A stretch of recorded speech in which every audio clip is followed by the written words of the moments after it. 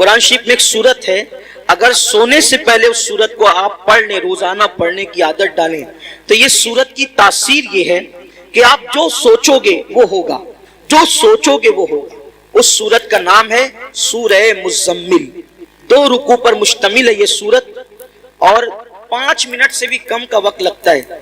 5-6 دن اگر آپ اس کو ریگولر پڑھیں گے نا سورہ مزمل کو، تو آپ کو یہ زبانی یاد ہو جائے گی، اور آپ سورہ مزمل پڑھنے کے عادی بنے، جادو سے بچیں گے، سحر سے بچیں گے، بلاؤں سے بچیں گے، یہ ہے۔ پھر بھوکمری سے بچنا ہے، فاقہ کشی اور غربت سے، یعنی مالدار بننا ہے۔ سوتے ٹائم سورہ واقعہ کی تلاوت کریں، سورہ واقعہ مالدار بنانے والی سورت ہے۔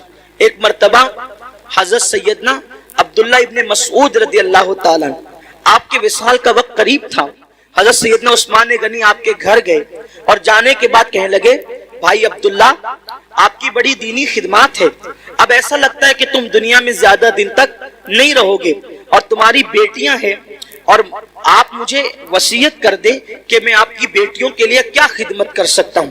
حضرت عبداللہ ابن مسعود اٹھ کر بیٹھ گئے، کہنے لگے، عثمان میرے بھائی یاد رکھو، میری بیٹیاں کبھی بھوکی نہیں رہے گی، میری بیٹیاں کبھی فاقے سے نہیں رہے گی، میری بیٹیوں کو کبھی مال کی تنگی نہیں ہوگی، آپ پیسوں کی بات نہ کریں۔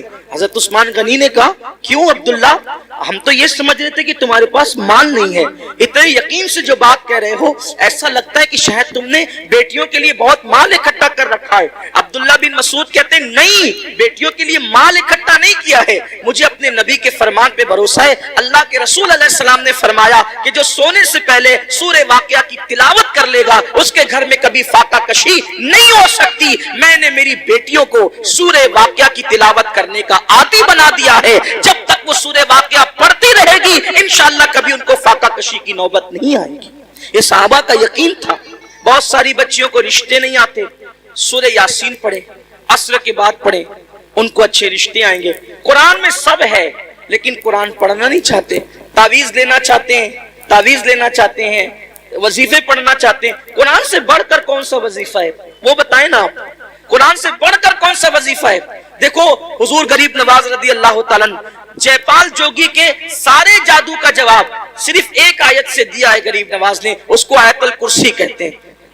آیت الکرسی سے جے پال جوگی ہار گیا، غریب نواز کے مقابلے میں نہیں آ سکا۔ وہ سورہ فلق سورہ ناس پڑھ کے دم کیجئے، نظر بد ختم ہوگی۔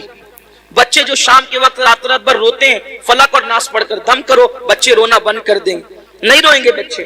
نظر لگتی ہے، 3 مرتبہ لیلاف قریش پڑھو، نظر فوراً ختم ہوگی۔ اب آپ کہیں گے ہم تو کرتے ہیں نا لیکن اثر نہیں ہوتا، یہی بات خاص ہے، یہ بات خاص ہے۔ ایک مجھے بہت خوبصورت بات یہاں یاد آئی، ہمارے مرشد آبرو سلسلہ چشتیہ شہباز اولیاء حضرت سیدی بابا فرید الدین گنج شکر رضی اللہ تعالی، یہ سلسلہ چشتیہ کی آبرو ہے بابا فرید، بڑے پیارے بزرگ ہیں بابا فرید الدین۔ غریب نواز نے کہا تھا، قطب الدین ایسے شہباز کا تو نے شکار کیا ہے کہ اس کے ذریعے سے قیامت تک تیرا نام زندہ رہے گا۔ بابا فرید کے پاس ایک عورت آئی اور آ کر کہتی، سرکار میری بیٹی کی شادی ہے، پیسوں کا انتظام نہیں، سرکار انتظام کر دیں۔ اب وہ اللہ والے لوگ، اور بابا فرید جیسا اللہ والا، بابا فرید جب پاک پٹن میں رہنے گئے تھے شروع میں، تو ایک درخت کے نیچے قیام تھا، اور جو کپڑوں کی پوٹلیاں اور جو سامان کی گٹریاں تھی نا وہ رکھنے کو جگہ نہیں تھی۔ پنجاب کے لوگ یعنی پاک پٹن کے لوگ بہت ستاتے تھے، رہنے نہیں دیتے تھے، تو سامان کہاں رکھیں اپنا، تھا تو تھوڑا ہی سامان، جگہ تو چاہیے، تو درخت پہ لٹکا کر رکھتے تھے سامان۔ اب جس کا خود کا چھت نہ ہو اس کے پاس آئیے کیا کہنے، میری بیٹی کی شادی نہیں ہے، شادی ہے، پیسے کا انتظام ہے۔ اب بابا فرید، اور بابا فرید مطلب فرید، یہ ان کا نام نہیں فرید، ان کا نام ہے مسعود، اور ان کا لقب ہے فرید۔ فرید کا مطلب ہوتا ہے یکتا، بے ہمتا، کوئی ہمسر نہیں، کوئی ثانی نہیں ان کے دور میں، وہ تھے فرید الدین۔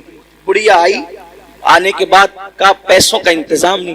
سرکار بابا فرید نے کہا ایک کام کر مائی، وہ سامنے جو ڈھیلا پڑا ہے نا مٹی کا، وہ ڈھیلا میرے پاس لا۔ وہ ڈھیلا لائی، فرمایا پکڑ اس کو، اس نے ڈھیلا پکڑا۔ بابا فرید نے سورہ فاتحہ پڑھی 3 بار۔ کتنی بار؟ کون سی سورت؟ سورہ فاتحہ کا مطلب زور سے بولیے الحمدللہ ہی سب کو یاد ہے نا. سورہ فاتحہ 3 بار پڑھی, دم کیا, فرمایا اس کو ڈھانک لے اور گھر جا کے کھولنا. ڈھانک لیا, گھر جا کر کھولا تو وہ سونا بن گئی. مٹی کیا بن گئی؟ سونا بن. اب وہ شادی بھول گئی. انسان تو لالچی ہوتا ہے. بابا صاحب نے کتنا آسان طریقہ بتایا مٹی کو سونا بنانے کا. اس نے شادی بھول گئی, بولا یار ایک ڈھیلے پہ اگر پڑھنا ہی ہے سورہ فاتحہ تو پھر ایک ڈھیلے پہ کیا پڑھنا. وہ ڈھیلے ہی جمع کرتی رہی مٹی کے, پورا گھر بھر دیا ڈھیلے سے. اور جب رات ہوئی تو فاتحہ پہ فاتحہ, فاتحہ پہ فاتحہ, فاتحہ پہ فاتحہ پڑھتی رہی, پھونکتی رہی, پڑھتی رہی. رات سے صبح ہو گئی, وہ مٹی کے مٹی رہی. اس نے کہا بابا صاحب نے تو میرے سامنے یہی پڑھا تھا, اس کے سوا کچھ نہیں پڑھا تھا, اب سونا بنا دیا. اور میں رات پر پڑھی, غصے میں صبح آئی, کہا سرکار کیا بات ہے یہ؟ فرمایا مائی کیا ہوا, تیرا مسئلہ تو حل ہو گیا, ناراض کیوں ہے؟ کہا کہ آپ نے سورہ فاتحہ پڑھا تو مٹی سونا بن گئی. میں پوری رات, آپ نے صرف 3 بار پڑھا تھا, میں پوری رات پڑھ کے پھونکتی رہی, وہ مٹی کی مٹی رہی. اور صحیح بتانا آپ نے فاتحہ کے سوا کچھ پڑھا تھا؟ کہا نہیں فاتحہ ہی پڑھا تھا, کچھ نہیں پڑھا تھا. تو کہا کہ آپ پڑھتے تو سونا, ہم پڑھتے تو مٹی. بابا صاحب نے مسکرا کے کہا او مائی فرید جیسی زبان تو لا, فرید جیسی زبان تو لا. کسی کو ٹائیفائڈ ہوتا ہے, ٹائیفائڈ کا مزہ, چائے پیتا ہے تو کیسی لگتی ہے؟ کڑوی. کیسی لگتی ہے؟ بولو چائے کڑوی ہے کہ زبان کڑوی ہے؟ کیا کڑوی؟ آدمی کہتا ہے چائے کڑوی ہے, آدمی کیا کہتا ہے؟ چائے کڑوی نہیں ہے. اگر چائے کڑوی ہوتی تو سب کو کڑوی لگتی. تیری زبان کڑوی ہو گئی ہے. کیوں؟ کیونکہ تجھے بیماری ہے, بیماری کی وجہ سے تجھے چائے کڑوی لگ رہی ہے. ایسے ہی جیسے ٹائیفائڈ والوں کو چائے کڑوی لگتی ہے, ویسے ہمیں گناہوں کا ٹائیفائڈ ہو گیا ہے. جس دن یہ گناہوں کا ٹائیفائڈ ختم ہو جائے گا, ہم بھی سورہ فاتحہ پڑھیں گے اور مٹی سونا بنتی چلی جائے گی. لیکن کوئی بیماری کے یہ گناہوں کے ٹائیفائڈ سے نکلے تو صحیح. دیکھو جو لوگ قرآن پڑھتے, قرآن ان کے چراغ بھی لوگ نہیں بجھا سکتے. میں نے بار بار اپنی قوم سے کہا کہ لوگ حیران ہیں, کرونا وائرس, ایک بھوت سوار ہو گیا کرونا وائرس کا. کرونا وائرس, پھر یہ وائرس اور وہ وائرس, سارے وائرس, یہ وائرس میں پریشان ہے. ارے نادان, سوچ تو صحیح. کوئی بستی سے نکال دے گا, کوئی یہ کر دے گا, کوئی مار ڈالے گا, کوئی قتل کر دے گا, کوئی لوٹ لے گا, کوئی یہ کرے گا, وہ یار کوئی کچھ نہیں کرے گا. اللہ کی کتاب پکڑو, اللہ کی کتاب پکڑو.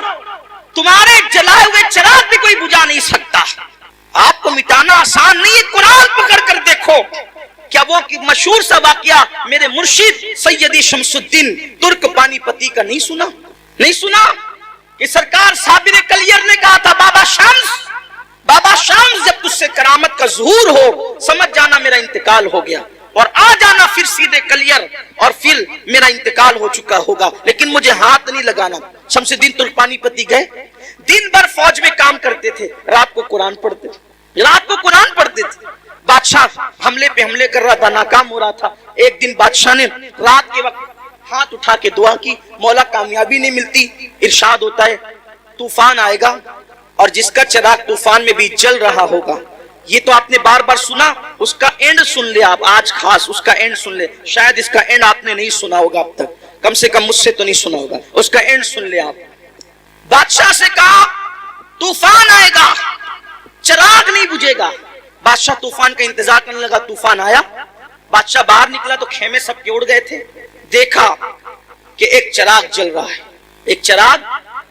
رہا ہے, اور وہاں بیٹھ کر قرآن پڑھنے والا قرآن پڑھ رہا ہے. بابا شمدین کیا کر رہے تھے؟ قرآن پڑھ رہے. وہاں گئے, پیر پکڑ لیے, سرکار آپ دعا کر دے قلعہ فتح ہو جائے. فرمایا تو کسی غلط جگہ آ گیا, یہاں کیا ہے؟